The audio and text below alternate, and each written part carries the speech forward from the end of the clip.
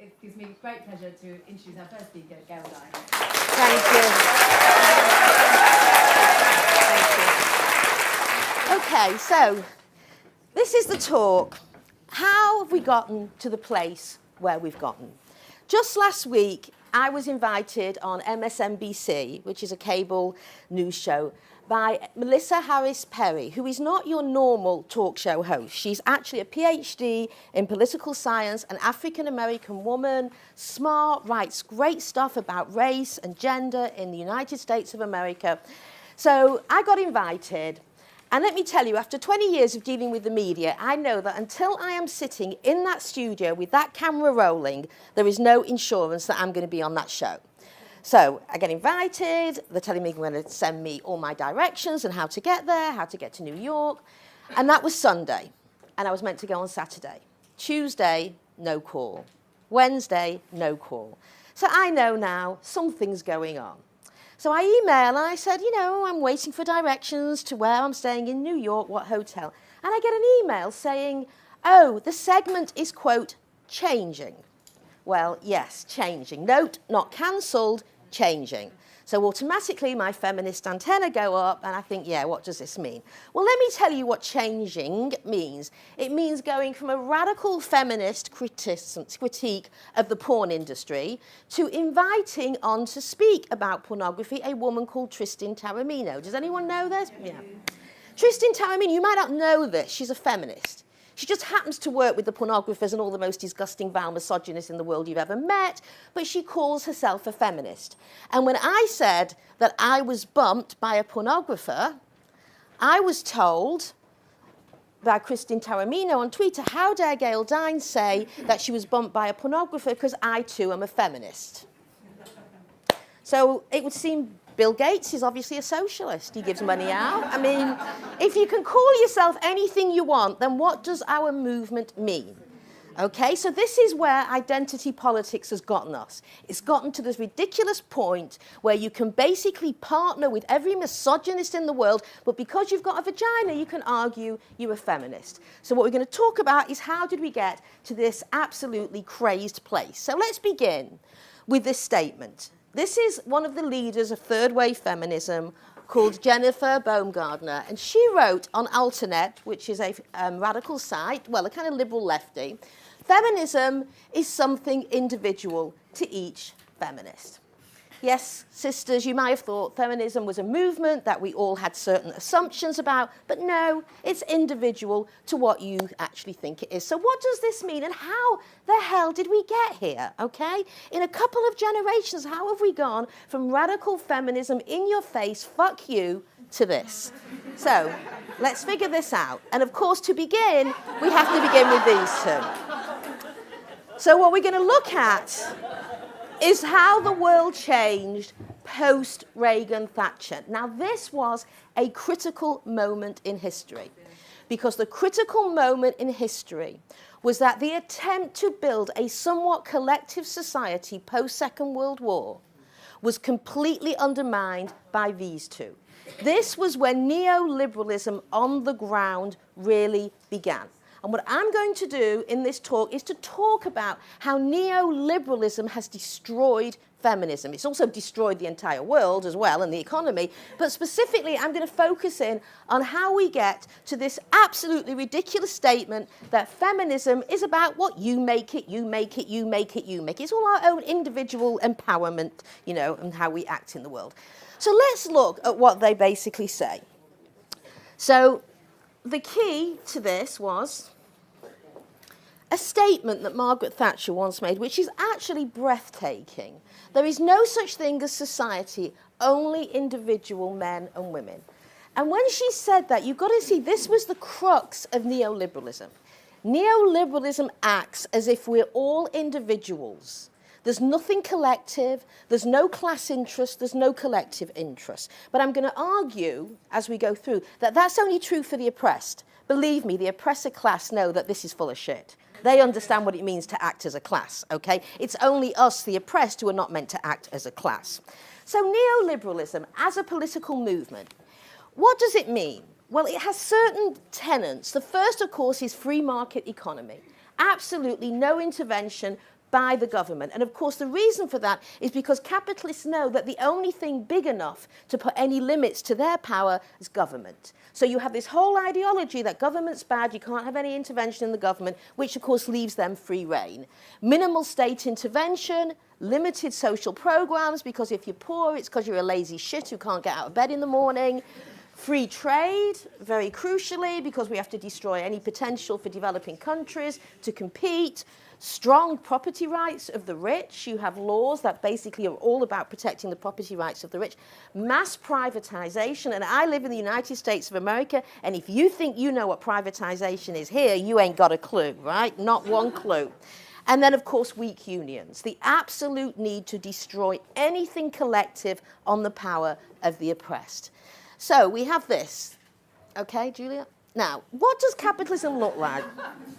All right. What better way for me to analyze capitalism than the fact that all these major corporations control virtually everything you do, everything you see, everything you eat, everything you wear, everything you buy. This is what capitalism is like on the ground. And what you have now are a few multinationals who control virtually all of the world's economy.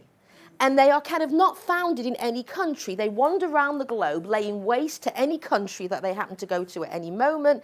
And as soon as individual workers start to organize in, I don't know, China or India, off they go to find another country to lay waste to. So,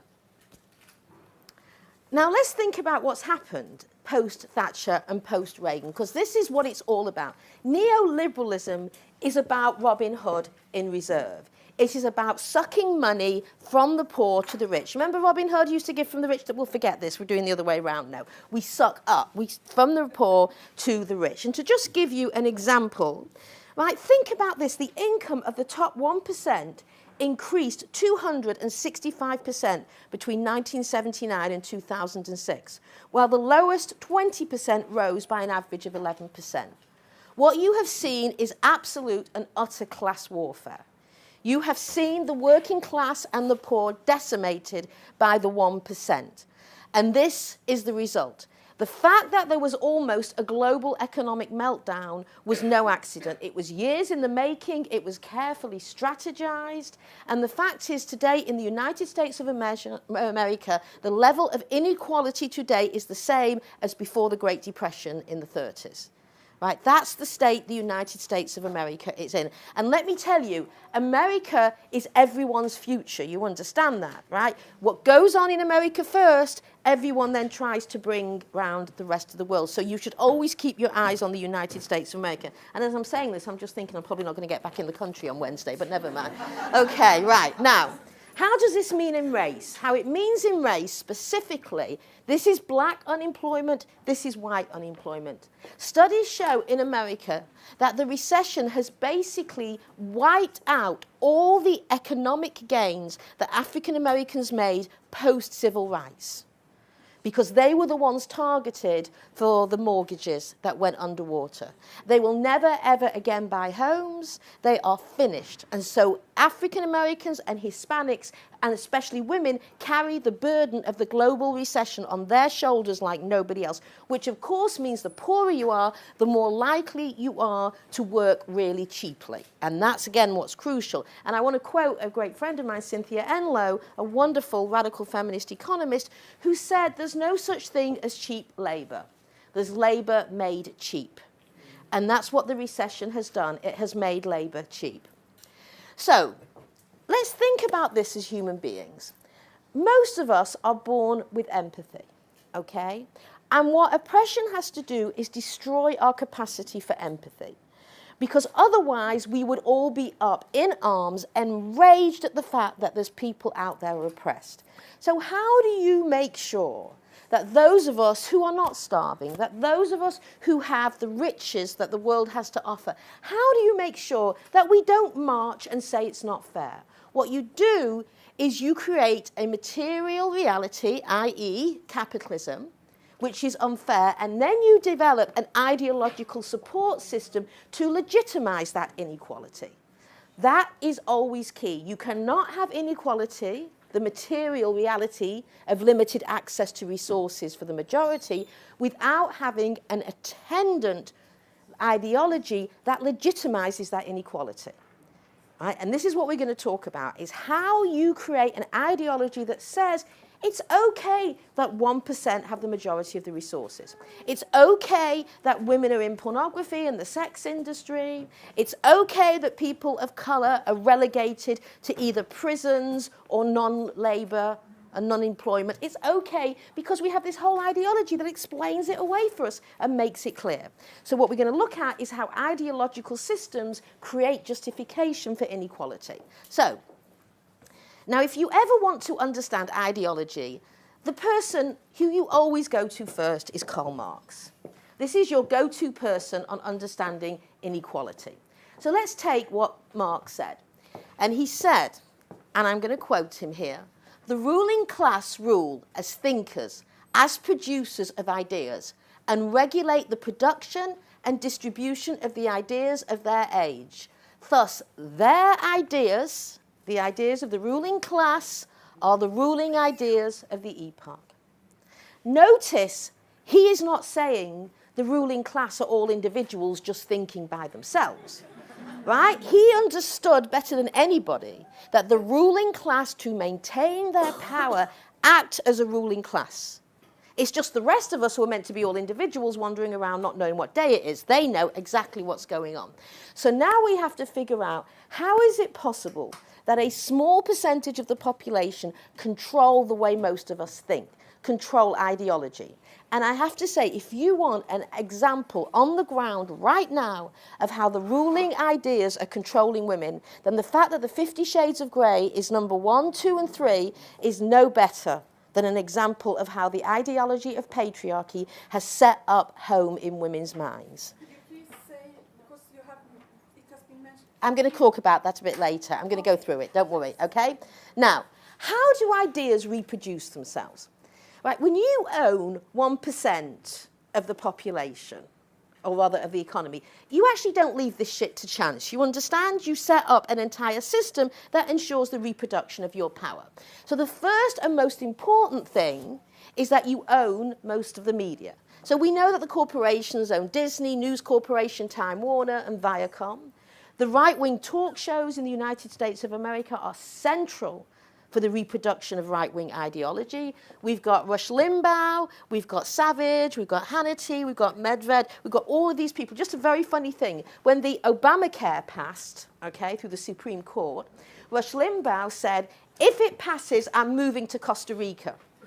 No, wait, guess what Costa Rica's got? National health care, right? That's the brains of these people. And then everyone was writing on Facebook, why wait? Go now, okay? Don't wait. So what you do is you control the media. This is absolutely crucial. And you use your control of the media to ensure that you shut down any alternative discourse that could in any way question the right of the elite to maintain their power. Okay, now, you also get control of think tanks. Now, in the United States of America, post-Second World War, the right wing got to work because what happened is that they realized that with the New Deal in the 1945s, 50s, when there was really an attempt, somewhat a little bit, not much, but a little attempt to redistribute wealth, the right wing went into action instantaneously. And they developed think tanks called the Cato Institute, the Heritage, the American Enterprise, all of these things. Now, what these think tanks do is they bring in right-wing economists, no shortage of right-wing economists, as you all know. They bring them in, they create position papers, and then they basically interface with the main media. Now, most journalists in the media have no clue what day it is, let alone how the economy works. So they become extremely dependent on the kind of stuff that these think tanks give out. So then you begin to create what's called a hegemony, a way of thinking, a dominant way of thinking. This is a Marxist Italian called Antonio Gramsci, came out with a theory called hegemony. And what that is it is the ruling ideas of the society that become the dominant way that most people think. And you don't leave this shit to chance. You make sure you control the institutions so that everybody begins to think like that. So let's carry on, because the next institution that's very important is education. Now, this is from Bowles and Gintis, two Marxist educators who, by the way, got thrown out of Harvard for their radical views. And they said, very interestingly, to reproduce the social relations of production, the education system must try to teach people to be subordinate and render them sufficiently fragmented, individual, in consciousness to preclude their getting together to shape their own material existence. So we're all individuals, and feminism is all about individualism, because of course what we're doing is we're precluding the possibility of women understanding that they stand together as a class with collective class interests. Instead, we're individuals. So how do they do this? How do the educators do this? The most key way is they bore you to death, right? How many of you in your high school years were completely bored to death? I mean, absolutely. Right? Do you think that they forgot to educate us? You see, when you think about education as training on the job, most jobs under capitalism are shit work. They require an intense amount of tolerance for boredom. So you train the workers for boredom in high school. Right? So by the time you leave school, your ability to sit there for 4 hours and do nothing but surreptitiously look at your watch is a great training program for the work you're going to get in capitalism, which is intense boredom. They also marginalize radicals, okay? Very, very key. And if we've got any really good ideas, and I don't know about you, but I think radicals have excellent ideas, they co-opt them and they then bleed them dry of their politics. So they become absolutely meaningless. And in fact, get caught up in the hegemony, which is very important, because then we become part of the hegemony, so our ideas sound like we're just basically spouting the mainstream. Very, very clever way to marginalize. So, what is the new hegemony of the academy? It is postmodernism meets neoliberalism, okay? And that has absolutely killed feminism. Now, postmodernism at times had potential possibilities. There's some really interesting ideas in there about how power works. But it's always a living, breathing text. Postmodernist theory and some of the stuff that Foucault said about the way in which power seeps down onto the individual could be used by radicals. But put those ideas in a neoliberal setting and they shift.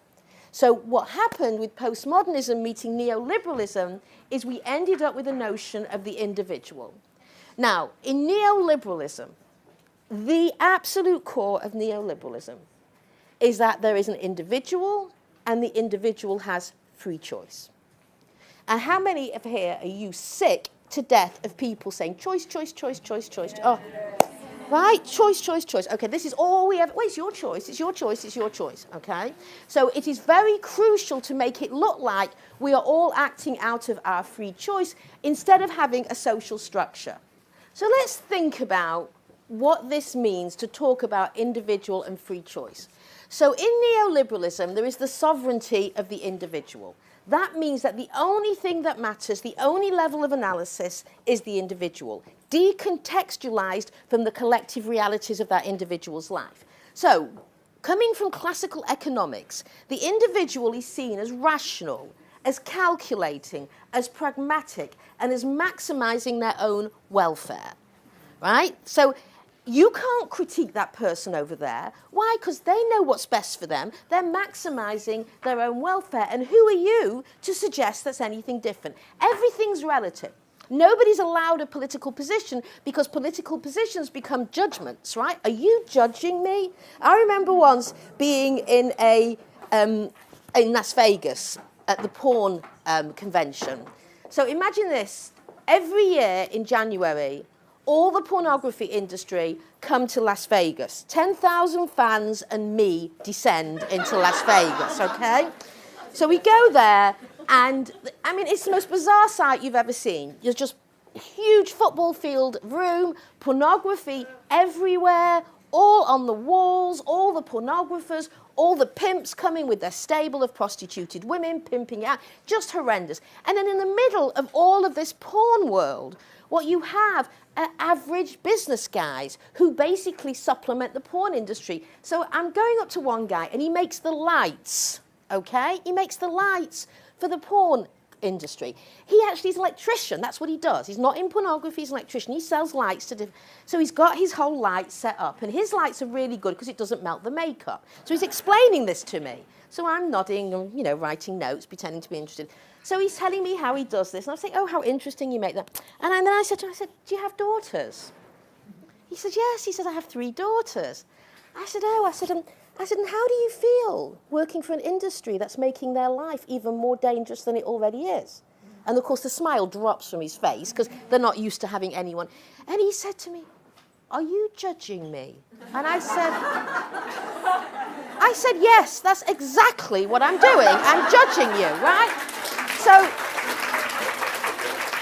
the idea is, in this kind of neoliberal empowerment, choice world, God forbid you make a judgment, okay, because politics don't matter. Okay, so we've got the sovereignty of the individual, and let's think about how that translates. We're back to there's no such thing as society, only individual men and women. Okay, so this is where we're at now. We're back to the Margaret Thatcher view, which was held by her individually, which then Ronald Reagan developed into politics, and then started to float in the air. Because let me tell you how hegemony works. It's not like somebody comes up to you, sits you down, and reads you the dominant ideology and makes you spout it back. That, in fact, is a very inefficient system. The best way to do this is to have it everywhere. So it's literally in the air that you breathe. Now, that is true everywhere. So when you read People magazine, you read the Daily Mail, wherever you go, you watch television, that hegemony is actually so normalized that it's rendered invisible. And that is always the best way to control somebody. You render the ideology invisible by normalizing it to the point it's just like the air you're breathing. Okay? So what do you mean people don't have choice? Of course they have choice. So you try and argue against that when people have been born into a culture that has normalized that view. Now, the problem with the neoliberal view is that in neoliberalism there is no such thing as structural inequality. There are no systems of oppression. There are no groups with collective interests. Now, importantly, that means the oppressed have no collective interest, and neither do the oppressor. Except we know the oppressor meets regularly, for example, in Davos, Switzerland. So let's imagine that. You've got the oppressor class, and they meet once a year there, and they meet in other places. And what do you think they talk about in Davos? What they have for dinner? Right? What are they planning in Davos? They're planning how to basically control the world for the next year. They understand their collective interests. And then, of course, they fund industries and organizations and education that tells us that we have no collective interests, while they full well act as if they do. So in this neoliberal world, there are just lots of individuals making lots of individual choices with lots of self-empowerment. Who can argue with that? Okay? This is the world that we all live in. So now we come to a perfect